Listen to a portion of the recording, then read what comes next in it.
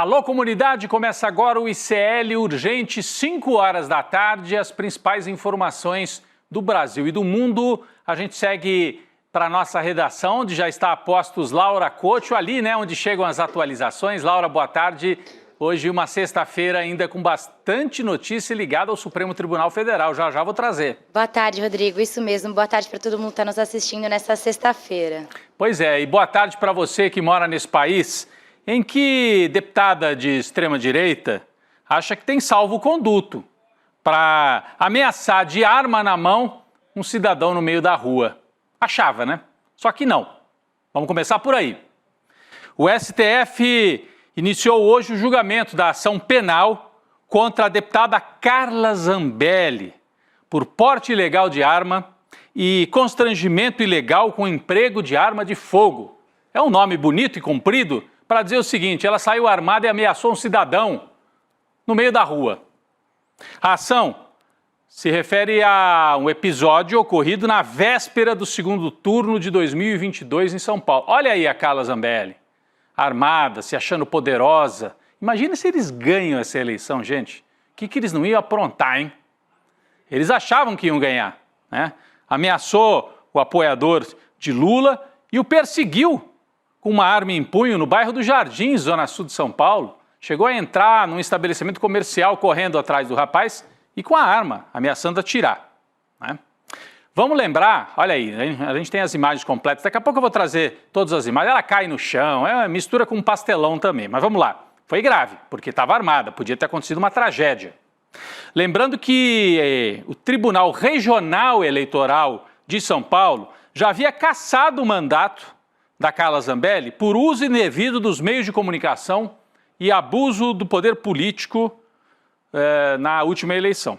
Foram 5 votos a favor e 2 contra. Então não perca, assim, não se perca no meio de tanta condenação da Carla Zambelli. Ela tem a condenação eleitoral e agora acontece o outro julgamento no Supremo pelo porte de arma de fogo. Na condenação eleitoral, o mandato está cassado e ela está inelegível por 8 anos, mas cabe recurso ao TSE. A hora que o julgamento se concluir no TSE, ela pode definitivamente ter o mandato cassado. Mas a gente vai para a redação, para Laura Couto atualizar as informações sobre esse outro julgamento que acontece hoje, né, Laura? Então ela está inelegível por causa do Tribunal Eleitoral e está sendo julgada por crime mesmo no Supremo. Conta pra gente, já tem votos, assim, a sinalização é de que ela pode ir pra cadeia mesmo, né, Laura? Ou pelo menos ser condenada à prisão, vamos ver se vai cumprir. Diga lá. Pois é, Rodrigo, até a última atualização, o STF já tinha 3 votos a favor de condenar a deputada Carla Zambelli a 5 anos e 3 meses de prisão pelos crimes que você já citou, de porte ilegal de arma de fogo e constrangimento ilegal. Até o momento, os ministros que já votaram foram Alexandre de Moraes, Carmen Lúcia e Gilmar Mendes. O julgamento acontece em plenário virtual e vai até o dia 28 de março. Mas vale lembrar que os ministros que ainda não votaram podem pedir recurso ou até mesmo que o processo vá para plenário físico, Rodrigo. Eles podem, na verdade, pedir vista, né, Laura? Eles podem pedir vista, que é aquele momento em que o juiz fala: para tudo, eu recolho o processo e quero analisar no meu gabinete. Então, até agora, 3 ministros votaram, é uma votação virtual, eles votam de casa, colocam o voto deles ali no sistema do Supremo Tribunal Federal e tem 3 votos pela condenação. A Laura trouxe os nomes aí. É Gilmar Mendes, Carmen Lúcia e Alexandre de Moraes. Mas, entre os que não votaram ainda, estão os 2 indicados pelo Bolsonaro, o terrivelmente evangélico e o outro Cássio Conká. Vai saber se um desses 2 não pode pedir vistas para atrasar o julgamento. Pode ser, né? Então, o julgamento da Carla Zambelli tem prazo até a sexta-feira que vem. Até lá, os ministros têm que depositar os seus votos com essa ressalva de que alguém pode pedir vistas e isso, então, atrasar um pouco a finalização e aí o caso pode ir para o plenário físico. Vamos aguardar. Por enquanto, uma sinalização de que, além de ficar inelegível, ela pode ser condenada à cadeia. Carla Zambelli. Lembrando que Luan Araújo, o homem que aparece nas imagens, a gente mostrou agora há pouco, eu ia pedir para colocar de novo a sequência toda, esse homem que aparece nas imagens, perseguido pela Zambelli, chegou a ser condenado pelo Tribunal de Justiça de São Paulo a prestar serviços à comunidade pelo crime de difamação contra a deputada. Olha só, a Justiça Paulista foi rapidíssima, não para julgar a deputada que escorrega com a arma na mão. Olha o perigo, podia ter disparado, né? Na hora que ela escorregou, ela não estava com a arma ainda, depois é que ela pega. Mas, de qualquer maneira, podia ter acontecido uma tragédia, né? Podia. A Justiça de São Paulo foi mais rápida para julgar a vítima do que para julgar a deputada que saiu de arma na mão ameaçando o rapaz. Olha lá, ele corre para o outro lado, aí já tinha percebido que ela estava armada. Ele corre para uma padaria, para um bar ali, alguém tenta dar rasteira, ele não cai, e a Carla Zambelli continua atrás, valentona, né? Típica valentona do bolsonarismo, e chega a apontar a arma para a cabeça dele, na parte de dentro do estabelecimento comercial. Então tá aí, né? Relembrando, olha ela aí, a Carla Zambelli, né? Aí, é o momento que ela entra, justamente, ela entra armada e vai, e as testemunhas dizem que ela chegou a ameaçar realmente, né, com a arma na mão, o rapaz que foi perseguido no meio da rua. Bom, está em julgamento, 3-0, vamos ver se ela continua valentona depois de tomar a condenação, perdeu o mandato, e é uma espécie de ocaso. O fim, eu não digo triste fim, porque nesse caso não é triste, mas pode ser o fim político da Carla Zambelli. O Bolsonaro, aliás, culpa em parte a Zambelli por ter perdido a eleição. Ele acha que esse tumulto aí, que foi muito divulgado em 2022, ajudou a decidir gente que estava ali na última hora, vou pro Lula, vou pro Bolsonaro, estou indeciso. A turma ficou com medo, porque o que nós teríamos pela frente era o liberou geral para esse tipo de ação da extrema-direita. Bem, falando ainda na extrema-direita, deixamos a Carla Zambelli um pouquinho para lá. A Câmara dos Deputados formalizou o pedido de licença de Eduardo Bolsonaro e convocou o suplente dele, o missionário José Olímpio. O missionário José Olímpio é o suplente do Bolsonaro, 03, né? O filho 03, que apresentou um pedido formal de licença por período de 122 dias para morar nos Estados Unidos. Laura Couto tem mais informações e a gente já sabe então que tem um deputado suplente assumindo o mandato de Eduardo Bolsonaro nesta sexta-feira. Laura. Isso mesmo, Rodrigo. O deputado José Olímpio vai assumir por 122 dias o lugar do Eduardo Bolsonaro na Câmara. E no site da Câmara mesmo, o Eduardo já aparece como não em exercício. Acho que a gente tem a imagem aí para mostrar. O afastamento dele vai ser dividido em 2 etapas. 2 dias de afastamento para tratamentos de saúde e 120 dias para tratar de interesses particulares, que, enfim, aí a gente já sabe o que é. Mas o Olímpio tem prazo de 30 dias para se apresentar na Câmara e assumir temporariamente esse mandato do Eduardo Bolsonaro, Rodrigo. Pois é, 122 dias milimetricamente assim calculado, porque até 120 dias, se a pessoa pede licença por até 120 dias, o deputado não assume, não é obrigatório assumir o suplente. Se passou de 120, aí assume. Então, o Eduardo Bolsonaro preferiu 122, porque daí abre espaço para o suplente, que também é do PL, esse missionário José Olímpio, assumir a vaga do Eduardo Bolsonaro lá em Brasília. Saindo de Eduardo Bolsonaro, mas ainda permanecendo na extrema-direita dos Estados Unidos. Parlamentares ligados a Donald Trump querem estender as sanções já discutidas contra Alexandre de Moraes ao que eles chamam de cúmplices do ministro. O que seriam cúmplices do Alexandre de Moraes? Os outros juízes da Suprema Corte? O Procurador-Geral da República, delegados da Polícia Federal? Não sabemos, mas é a manchete que está aqui no site Metrópole. Sanção a Moraes deve se estender a cúmplices, diz deputado dos Estados Unidos. Em carta a Trump, ele afirma que os cúmplices também devem ser punidos. A medida pode atingir dezenas de autoridades brasileiras.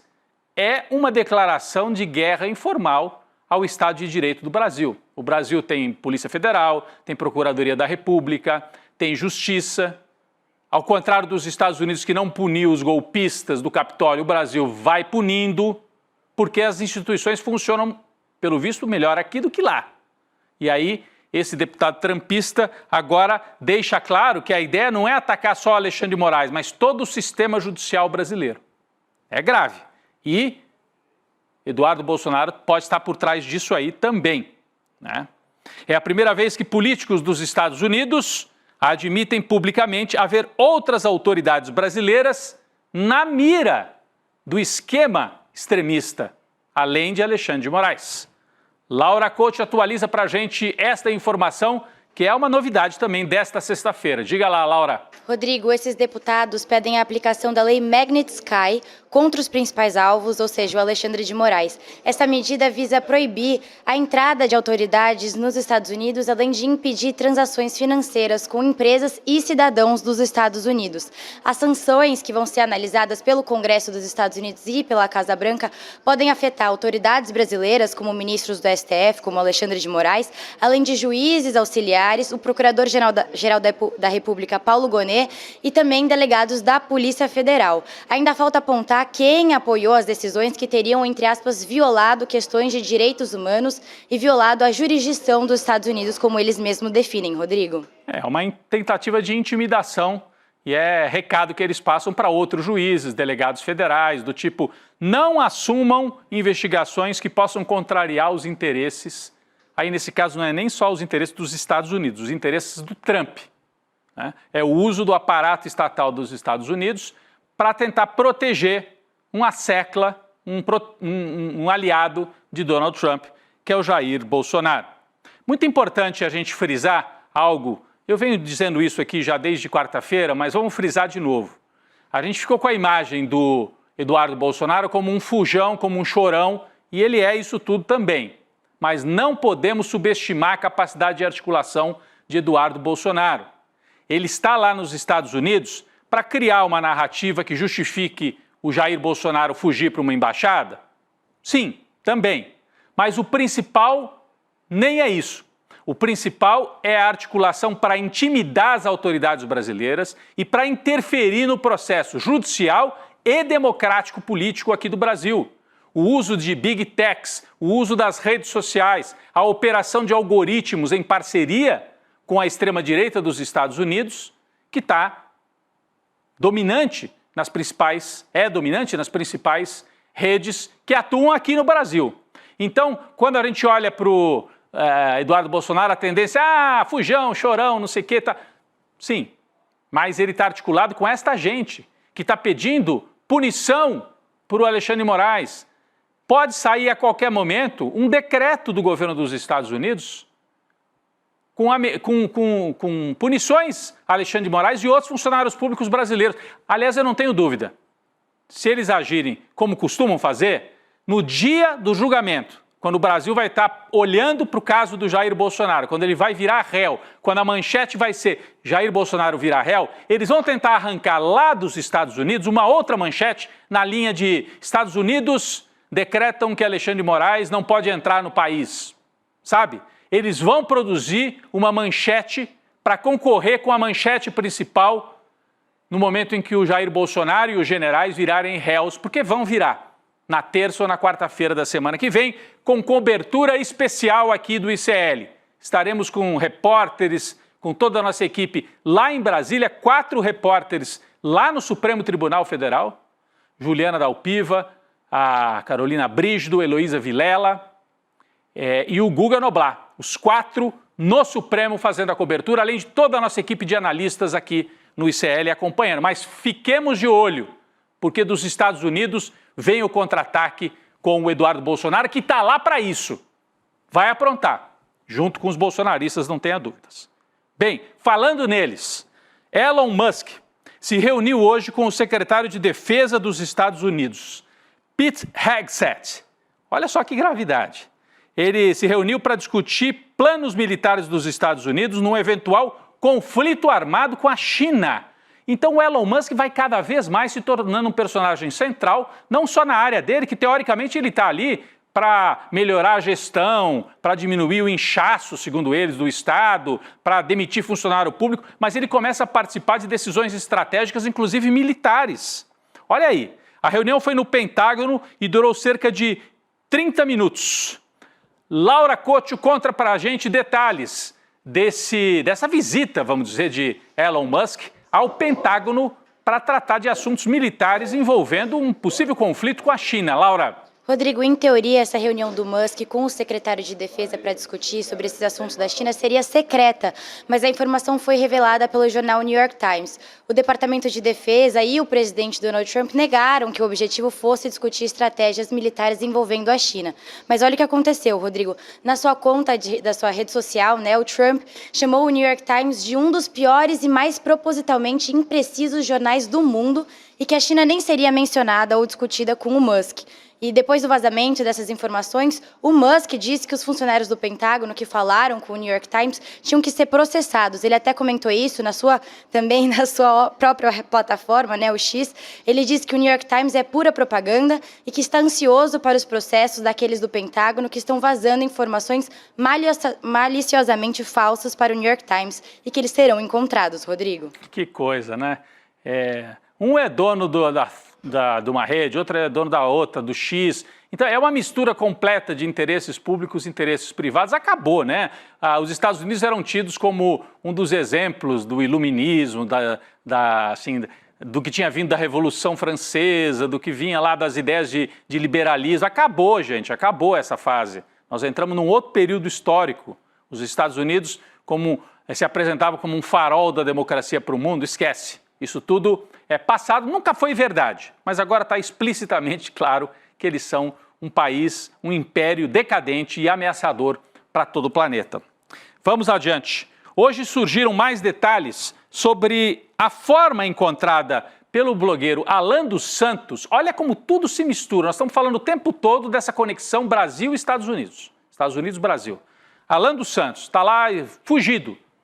Foragido nos Estados Unidos. Mas hoje surgiram detalhes da forma que ele encontrou para burlar o bloqueio determinado pelo STF. Ontem a gente já havia citado esse tema assim de passagem, mas hoje apareceu um relatório da Polícia Federal que foi enviado para o STF detalhando as falhas no bloqueio das contas no antigo Twitter, que é o X do Elon Musk. Então o Alan dos Santos está conseguindo transmitir, postar, fazer lives e arrecadar dinheiro usando o X do amigão Elon Musk.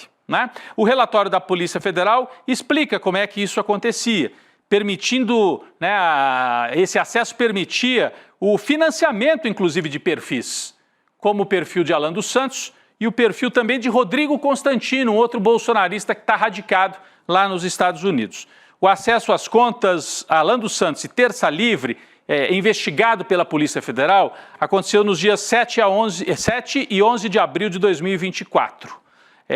No dia 8, por exemplo, Alan dos Santos conseguiu compartilhar o link de uma transmissão intitulada O Terça Livre Voltou. Foi uma das postagens. O usuário que acessava a rede social pelo computador tinha dificuldades, aparecia conta retida, mas o acesso era possível pelo celular. Tudo isso está no relatório. Isso aqui que nós estamos vendo é parte do relatório da Polícia Federal. A Polícia Federal foi lá nas contas, printou e mandou para o Supremo para mostrar tudo isso que nós estamos contando aqui. Laura Couto leu o relatório, eu também li, 40 e poucas páginas da Polícia Federal para o Supremo Tribunal Federal, e traz um resumo para a gente. É um pouco isso que eu já vinha falando, Laura? Eles foram burlando com a ajuda do X, aparentemente, e conseguindo transmitir, fazer as suas lives e até captar dinheiro, pelas redes, sendo que isso estava vetado pelo Supremo Tribunal Federal, não é? Olha só, Rodrigo, em resposta à Polícia Federal, o X argumentou que o acesso ao perfil do Alan dos Santos aconteceu por conta de uma falha técnico-operacional da plataforma, o que possibilitou a publicação de links de acesso a transmissões, mas que elas não teriam acontecido na plataforma do X. Só que a Polícia Federal respondeu que no dia 8 de abril foi possível sim acessar uma live do Alan dos Santos dentro da plataforma do X. O mesmo aconteceu também com o perfil do Rodrigo Constantino, que estava com a conta bloqueada, mas pôde fazer uma live no dia 12 de abril. Desde o primeiro bloqueio da conta Terça Livre e da conta do Alan dos Santos, ele criou mais 9 contas no X e todas foram bloqueadas, Rodrigo. As contas vão sendo bloqueadas, ele cria outras, muita gente usa aquele VPN, que é uma forma de você burlar, porque, vamos dizer, a conta dele está bloqueada aqui no Brasil, mas com o uso do VPN, você mesmo do Brasil consegue acessar a conta dele passando direto para os Estados Unidos, é como se você driblasse o bloqueio.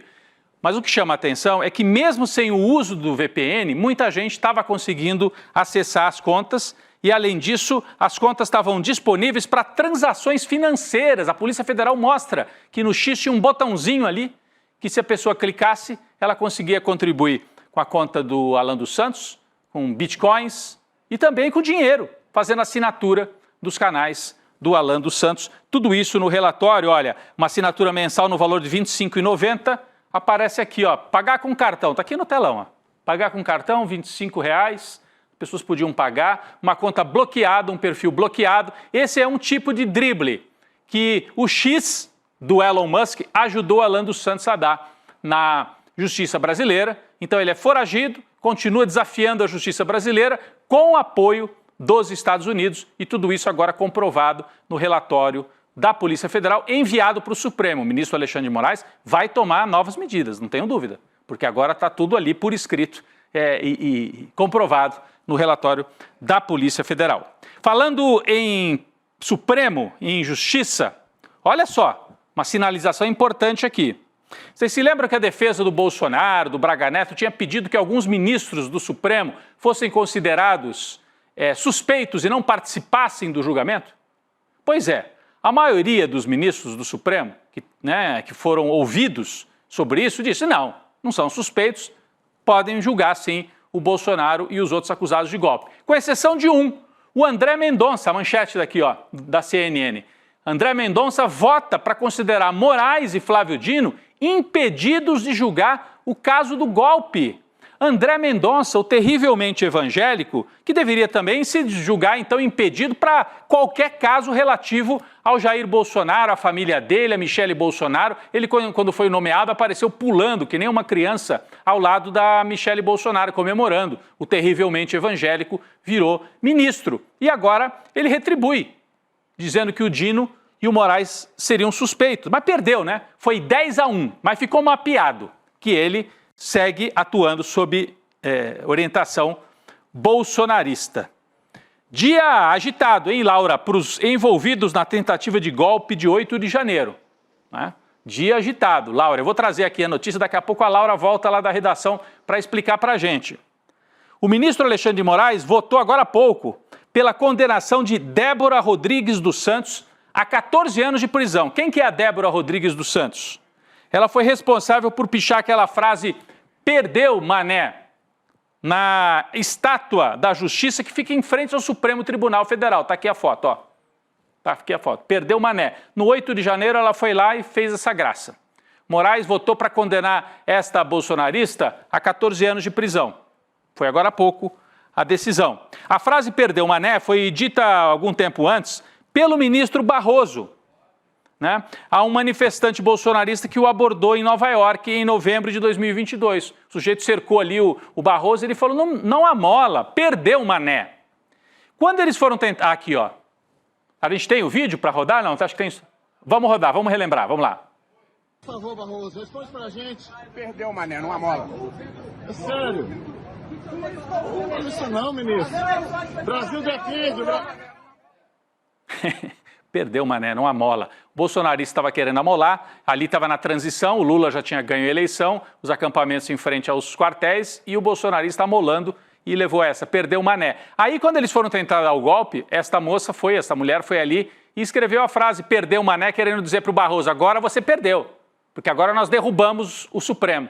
Estava claro, né, que o objetivo era desfazer as instituições democráticas no Brasil. E ela pichou ali, perdeu o mané, 14 anos de prisão. Quem é que perdeu o mané, né? Laura, explica melhor pra gente esse primeiro voto do Alexandre de Moraes que pode levar à condenação desta mulher que pichou a frase lá em Brasília. Rodrigo, a Débora, vale dizer, ela já estava presa preventivamente desde março de 2023, depois dela ter sido capturada pela Polícia Federal em uma das fases da Operação Lesa Pátria. A Débora Rodrigues, ela é culpada de 5 crimes, a gente tem uma arte aí para colocar na tela: abolição violenta de Estado Democrático de Direito, golpe de Estado, dano qualificado, deterioração do patrimônio tombado e associação criminosa armada. Ela chegou, Rodrigo, a escrever uma carta pedindo desculpas para Alexandre de Moraes e foi lida durante uma audiência do seu processo. No texto, ela afirmou na época não sabia da importância da estátua e pediu desculpas à nação brasileira como um todo pelo ocorrido, Rodrigo. Não sabia, mas daí por que ela foi pichar lá se ela não sabia da importância? Podia ter pichado, sei lá, num muro qualquer, mas foi pichar justamente ali porque sabia, sim, na frente do Supremo. Ela estava atacando a própria instituição, o judiciário brasileiro. Mas ela não foi a única, hein? Ela não foi a única. A Polícia Federal, né, não foi a única entre os golpistas a tomar um revés no dia de hoje, né? A Polícia Federal prendeu o designer e empresário Marcelo Fernandes Lima, 52 anos, responsável por furtar uma réplica da Constituição Federal de 88 durante os atos golpistas. Então, uma pichou a estátua, o outro roubou a Constituição. Ele foi preso em São Lourenço, Minas Gerais, hoje. O homem foi condenado pelo Supremo em 4 de fevereiro deste ano a 17 anos de prisão. Olha ele lá, todo feliz, tendo roubado a Constituição, né? Foi condenado a 17 anos de prisão por participar dos atos antidemocráticos. De acordo com a polícia, ele estava foragido desde a condenação e foi preso hoje. Além de reclusão, detenção, Marcelo Fernandes deve pagar de forma solidária com outros condenados uma indenização que totaliza 30 milhões de reais. A cópia da Constituição já tinha sido devolvida. Bom, aí temos 2 destaques, né? A moça que pichou a estátua toma uma condenação e o sujeito já condenado por roubar a Constituição é preso. Laura, tem mais um terceiro destaque, né? Eu vou trazer um destaque um pouco diferente aqui para vocês. É um levantamento feito pelo jornalista Fernando Molica, publicado no site Correio da Manhã. Ele revela que os idosos são apenas 18,5% dos condenados a mais de 10 anos de prisão pelo STF. Dos 200 primeiros casos que receberam as penas mais duras, só 37 têm mais de 60 anos de idade, que é a definição oficial de idoso no Brasil. Só que só um deles, que é o Júlio César Ciscouto, tem 75 anos. Ele foi condenado a 14 anos de prisão, mas está foragido, Rodrigo. Não, isso é importante, esse levantamento feito pelo nosso colega Fernando Molica, aliás, foi meu colega, um grande jornalista lá do Rio de Janeiro, porque um dos argumentos do Bolsonaro é, coitados, uns velhinhos com a Bíblia na mão. Acabamos de mostrar aqui. Vocês viram os dois de hoje? A mulher, a Débora, que pichou a estátua, não era idosa. E o outro, que tinha roubado a Constituição, vocês estão vendo aqui na tela algum idoso aqui? Não. Então, o levantamento mostra que esta é uma fábula, mais uma contada pelo Bolsonaro, 18% só dos condenados com as penas maiores inclui pessoas de mais idade, levantamento do Fernando Molica. Vamos trocar de assunto aqui. A Justiça de São Paulo bloqueou 245 mil reais das contas do quase 246, né? Arredondando, dá quase 246, das contas de Pablo Marçal, em razão de uma dívida com o Banco Safra. Mas ele não ensina as pessoas a ganhar dinheiro? Aí não paga a dívida? Eu acho que é por isso, então. Uma forma de ter bastante dinheiro é não pagar as dívidas. Aí sim, né? Só se for isso. Ele nega ter qualquer relação com esta empresa.